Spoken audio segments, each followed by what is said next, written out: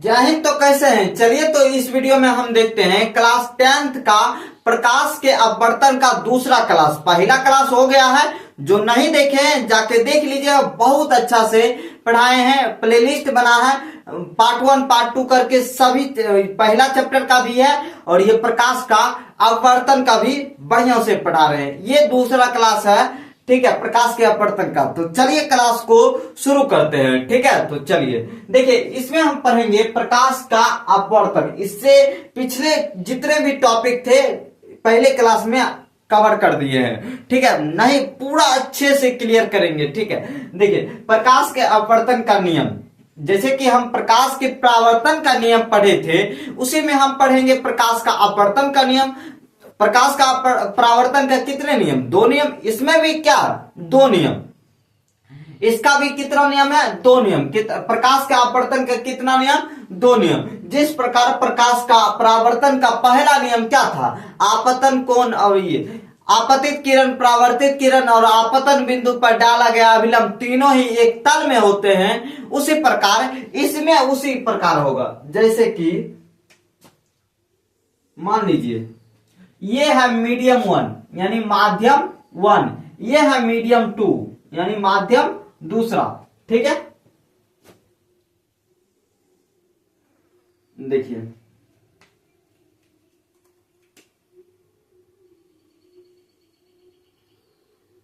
या ऐसे जाना चाहिए,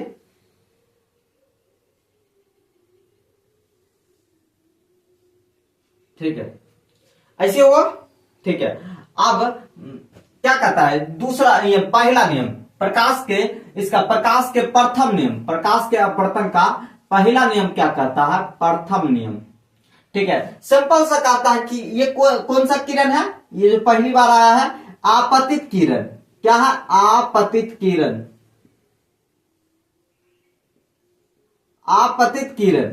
और ये जो गया है, ये जो झुक के तिरछा होके, ये कौन सा किरण है? अपवर्तित किरण। कौन सा? अपवर्तित, अपवर्तित किरण, ठीक है। और देखिए ये जो बिंदु है कौन सी है? अपवर्तन बिंदु, आपतन बिंदु, अपवर्तन है आपतन बिंदु, और ये अपवर्तन सतह है, ठीक है। तो क्या कहता है? आपतित किरण और अपवर्तित किरण और आपतन बिंदु पर डाला गया अभिलंब। देखिए ये क्या है? ये क्या है? अभिलंब है, अभिलंब, ठीक है। तीनों ही एक तल में है, ये बॉर्डर पर है, ठीक है, कहीं तो नहीं है। तो सब ये क्या है? देखिए आपतित किरण, अपवर्तित किरण, आपतन बिंदु। ये जो बिंदु है ये कौन सी है? आपतन बिंदु, बिंदु, ठीक है, समझिए। आपतित किरण, अपवर्तित किरण और आपतन बिंदु पर डाला गया अभिलंब तीनों ही एक तल में होते हैं। इसी को हम क्या कहेंगे? प्रकाश के अपवर्तन का पहला नियम, ठीक है। यही है पहला नियम, ठीक है। पूरा बढ़िया से लिख दीजिएगा। आपतित किरण और अपवर्तित किरण और आपतन बिंदु पर डाला गया अभिलंब तीनों ही एक तल में होते हैं। इसी को हम क्या कहते हैं? प्रकाश के अपवर्तन का पहला नियम। क्लियर? आगे बढ़ते हैं, ठीक है। देखिए दूसरा नियम सिंपल सा, पहले यहां पर कुछ बातें बता देते हैं। दूसरा नियम कहता है कि यहां पर जब प्रवेश करता है दो माध्यम के सीमा पर, दो माध्यम के बॉर्डर पर, जैसे कि हवा और पानी में प्रकाश जाएगा, तो जहां पर पानी में प्रवेश करेगा तो सोझा तो नहीं जाएगा, जाएगा तिरछा, जैसे गया है। जाना चाहिए ऐसे, लेकिन गया है ऐसे। तो यहीं पर एक घटना होता है, ठीक है, घटना होता है ना, अपवर्तन। और दूसरा नियम जो कहता है कि जो ये आपतन कोण की जया, यानी पहला कोण ये आपतन कोण की जया और अपवर्तन कोण की जया के अनुपात को हम क्या कहते हैं? के अनुपात नियतांक होता है, स्थिरांक होता है, ठीक है। देखिए ये जो कोण है, ये कौन सी है? कोण आई कोण है आर। तो ये कोण की जया कौन सी कहेंगे? आपतन कोण की जया साइन आई, साइन आई। अभी पूरा बढ़िया से बताएंगे, टेंशन नहीं लीजिएगा। और ई कोण की जया, अपवर्तन कोण की जया sine R, sine R, sine R. ये क्या होता है, स्थिरांक होता है, स्थिरांक। इसी को हम क्या कहेंगे, नियतांक, नियतांक। क्या कहेंगे, नियतांक कहेंगे। क्या कहेंगे, नियतांक। और इसी को हम क्या कहेंगे, स्नेल का नियम। इसी के स्नेल का नियम, स्नेल का अपवर्तन का नियम। यानी दो जो माध्यम है, ये जो साइन आई बटा साइन आर के अनुपात एक नियतांक होता है। क्या होता है, नियतांक होता है। इसी को स्थिरांक कहते हैं। क्या कहते हैं, स्थिरांक। इसी को आगे जाके हम कहेंगे, इसे म्यू से डिनोट किया जाता है। इसे कौन चीज से, म्यू से। यानी कहिए कि यहां पर लिखते हैं म्यू इक्वल टू साइन आई बटा साइन आर, ये होता है। ठीक है, आगे जाके अभी इसी को हम क्या कहते हैं, अपवर्तनांक कहेंगे आगे जाके। ध्यान से देखिएगा, बहुत अच्छा क्लास होने जा रहा है। ठीक है, तो ये सब बात हमको ध्यान रखना है, पूरा एकदम माइंड मैप कर लीजिए कि हमको अगर एग्जाम में आएगा, कहीं से भी आएगा तो छोड़ेंगे नहीं। ठीक है, तो इतना बात समझ गए। अब हम परिभाषा लिख देते हैं कि कैसे आपको लिखना है। तो अगर क्वेश्चन आएगा कि प्रकाश के अपवर्तन का पहला नियम लिखिए, तो ऐसे बढ़िया से लिख देना है कि आपतित किरण और अपवर्तित किरण तथा आपतन बिंदु पर डाला गया अभिलंब तीनों ही एक ही तल में होता है। क्या कहलाता है, प्रकाश के अपवर्तन का प्रथम नियम। प्रथम नियम, ये परिभाषा हो गया। बढ़िया से आप लिख दीजिएगा, 2 नंबर मिल जाएगा। ठीक है, दूसरा क्वेश्चन आ सकता है कि स्नेल का नियम लिखिए, या प्रकाश के अपवर्तन का दूसरा नियम लिखिए, या स्नेल का अपवर्तन का नियम लिखिए। एकदम क्वेश्चन घुमा घुमा कर रहेगा। ठीक है, ऐसे भी रह सकता है, स्नेल का नियम लिखिए, या आप प्रकाश के अपवर्तन का दूसरा नियम लिखिए, या स्नेल के अपवर्तन का नियम लिखिए।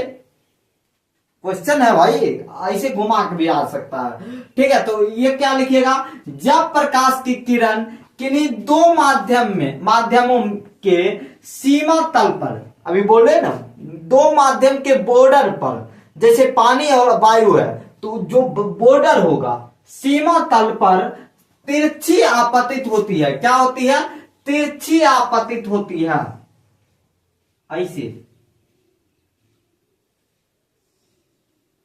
ठीक है, जाना चाहिए ऐसे, गया ऐसे। ठीक है, तिरछी आपतित होती है, तो आपतन कोण आई, आपतन कोण को हम क्या कहते हैं, आई कहते हैं। ये ऊपर वाला कोण को हम कौन सी कहते हैं, आई। ये नीचे वाला कोण को कौन सी कहते हैं, आर। ठीक है, तो आपतन कोण आई की जया, यानी साइन आई, और तथा अपवर्तन कोण की जया, अपवर्तन कोण को हम कौन सी कहते हैं, आर की जया, यानी साइन आर का अनुपात एक नियतांक होता है। इसी को हम स्थिरांक भी कहते हैं, जो बदल नहीं सकता है, एकदम फिक्स है, स्थिरांक। ठीक है, ये हो गया, होता है।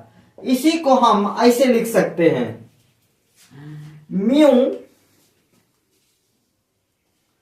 म्यू इक्वल टू साइन आई बट्टा, क्या होता है, का अनुपात एक नियतांक होता है। देख रहे हैं, का अनुपात एक नियत, साइन आई बट्टा साइन आर, साइन आई बट्टा साइन आर। ये हुआ मेन आपका फार्मूला।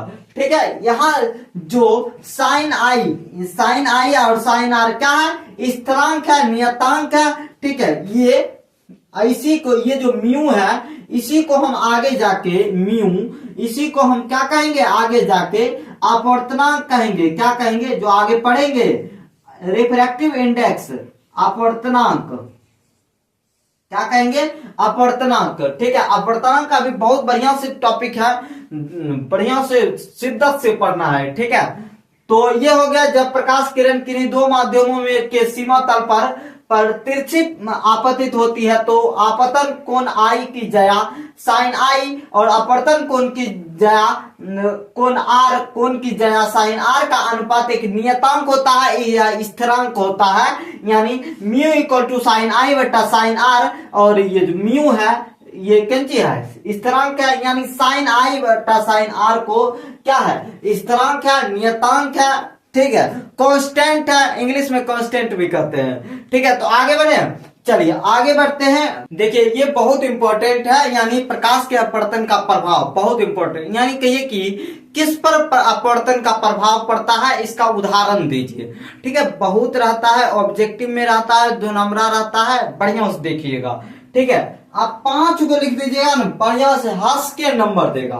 ठीक है, देखिए, और ऑब्जेक्टिव में तो रहेगा ही रहेगा।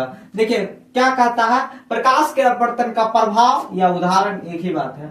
ठीक है, पहला है शीशे के गिलास में रखा सिक्का उठा हुआ नजर आता। शीशा का गिलास है ना, अभी शॉर्ट वीडियो में हम करके दिखा देंगे, आप देख लीजिएगा। ठीक है, शीशा के गिलास में सिक्का उठा हुआ नजर आना किसके कारण, प्रकाश के अपवर्तन के कारण। या कोई छड़ी दीजिएगा, कोई स्टिक दीजिएगा तो वो मुड़ा हुआ दिखाई देता है, वो टेढ़ा हुआ दिखाई देता है, किसके कारण, because of refraction of light. ठीक है, यानी अपवर्तन, प्रकाश के अपवर्तन के कारण, याद रखिएगा। अगला है 2 नंबर में अक्षरों के ऊपर कोई अक्षर है, जैसे पेपर है, तो पेपर के ऊपर में मोटा कांच का स्लाइब अगर रख दे, कांच के स्लैब, और उससे ऊपर से पढ़िएगा तो क्या दिखाई देगा जानते हैं, अक्षर ऊपर उठा हुआ दिखाई देगा, अक्षर ऊपर उठा हुआ दिखाई देगा। ठीक है, और स्लैब से देखने पर, अक्षरों के कांच के स्लैब से देखने पर अक्षर बड़ा दिखाई देता है और ऊपर उठा हुआ दिखाई देता है। बड़ा इसमें नहीं हम लिखे हैं, बड़ा भी दिखाई देता है,